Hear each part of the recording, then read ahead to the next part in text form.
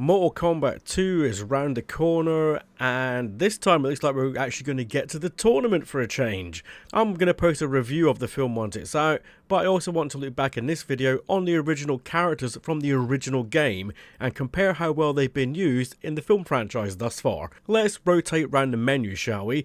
Hard to believe there were only 7 playable characters from the original menu. But let's start with Johnny Cage. Yes, many know that his inspiration was taken from Jean-Claude Van Damme's turn in Bloodsport, a part that the actor was offered and then turned down in favour of doing Street Fighter. Either way, Van Damme still has his name attached to the franchise. For the first film though, Lyndon Ashby took on the role and for what it's worth did a solid job. He wasn't overly serious as Liu Kang or Sonya Blade, but he did provide many of the laughs for the trio and a bit of idiocy to bounce off of the others as well. He also had a solid arc in the film. Technically he only had 2 one-on-one fights, but both stood out. He got to take on Scorpion in his first fight, and that took place in 2 different settings, which both visually stood out and were highlights of the film. His second was to go toe-to-toe and then fist to balls with Goro. Yes, Cage delivered his trademark splits and punch move from the game. Again, stolen from Van Damme in Bloodsport. And Goro was the champ, so technically Johnny Cage was the winner of Mortal Kombat in the first film, until Shang Tsung extended the fighting beyond the tournament, letting Liu Kang step into the hero role, but in reality, Cage won. Then in the second film, he was immediately killed off. Idiots. The reboot only featured him as a teaser poster at the end of the film, fair enough as it was kind of a bloated cast, but Karl Urban, as we know, is taking on the role in the new film. More on that when it comes out.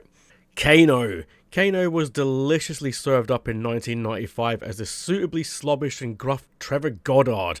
He looked and sounded the part. Despite being a moron and relegated to sub-villain, he also stood out as a favourite of the bad guys. His one fight with Sonya Blade we know will end him and he was going to go down, but not quite convincingly done enough with the aerobatics on screen. Still, what a way to go. Naturally, he didn't show up for the 1997 sequel. He did get a much more prominent role in still sub-villain standard in the 2021 reboot, and Josh Lawson deserves all of the credit he can muster for putting in such an entertaining performance. He's the bad guy you love to hate, but want to see egged on to do more bad things and say more words with increased vulgarity. Lawson delivers some of the funniest lines and moments from the film. Getting constantly tripped up is not just a funny moment, but great commentary on how people used to play the game and how to win. But not to get precious about him, he does get bumped off by Sonya Blade again. Fear not, he's back for the second film. Looks like a lot of the dead are getting resurrected for this one. Raiden, my own personal favourite to play back in the day. Shooting lightning at your opponent was always great fun, not to mention making their heads explode with it as a finishing move at the end too. Weirdly, Raiden is out of the fight. Instead, he acts as a tour guide for the human side in the original film, and cast, rather strangely, in the face of Christopher Lambert. And weirdly, it works. Brilliant. Absolutely brilliant. Lambert was affecting, funny, and genuinely enjoyable to watch as the Thunder God. I don't think so. The sequel had to recast him with James Remar. Remar does his best with the lackluster film, gets killed off, and then promoted to the gods at the end of the film.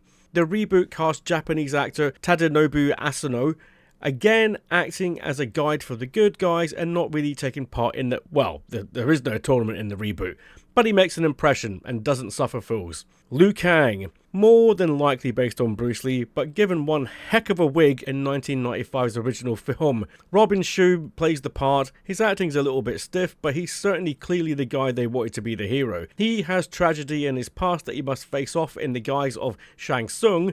Kang also gets the majority of the one-on-one fights throughout the film. Seriously, he fights some random dude, then Kitana, then Sub-Zero, then Reptile, then Shang Tsung. It's a little unfair, especially for those of us that couldn't care less about Liu Kang. He obviously repeats this role in the second film and then gets to take on the hordes of Shao Kahn, before Khan himself. They must have heard some of us in the meantime because the reboot kind of downgrades him quite a bit to the background of the good guys. He's still there and maybe he'll step up to do something bigger in the sequels, but here he takes on one of the sub-bad guys in the third act. We'll see what they do with him going forward. But I didn't care.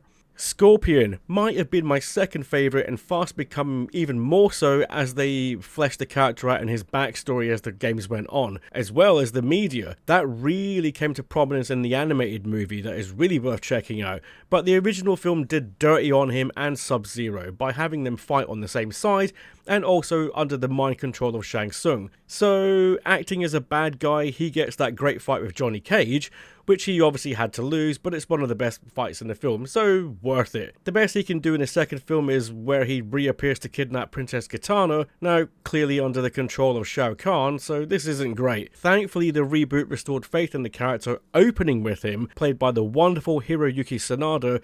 We get to see the tragic history of him and his family at the hands of Sub-Zero, aka B-Harm. He then appears later on in the film haunting his descendant Cole Young, before appearing in the flesh for a showdown with his immortal enemy. It's solid, and both fights the enemies have are great for various reasons. He's also back in the new film. Sub-Zero, like Scorpion before him, is all but wasted as a sub-villain, this time with a fight with Liu Kang in the 1995 film. Their fight is fine, but it's nowhere near as good as the Scorpion one, and Sub-Zero is under mind control too, so who cares? The sequel gives him a few lines, and he's oddly helpful to Liu Kang, so don't know what they were doing there. The reboot made him the best villain of the entire show. Yup, showing up Shang Tsung and Goro. Joe Taslim did an exceptional job bringing the character to life on screen, taking on multiple good guys and leaving his mark on them, particularly Jax. His opening scene with Scorpion's family is riveting dramatically, and their fights, as mentioned, are also highlights. Watching how their powers collide in the end is masterful choreography, not just for the physical players, but also for how well the powers come into that choreography. Tasman is wonderful throughout as he starts to get the sense of who Cole Young is, and even in defeat, he can't help but put in a wonderful performance. Man of the match for sure, and whilst he goes the way of the angry flaming skull, he'll be back as Noob Saibot for the sequel. Can't wait. Sonya Blade. Sonya Blade gets to mouth off and do her thing for a little bit in the original film, but largely her business is done by the halfway point. She then becomes the damsel to be rescued in the third act.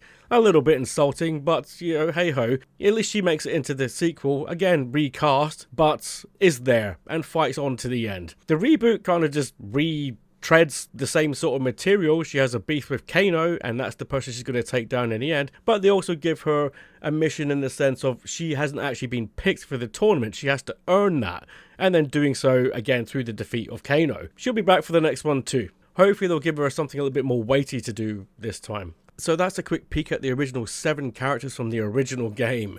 We've had so many since then to flesh this world out, but yeah, that's where it began. And all of them were in the reboot and in the sequel, so let's see what they do with them.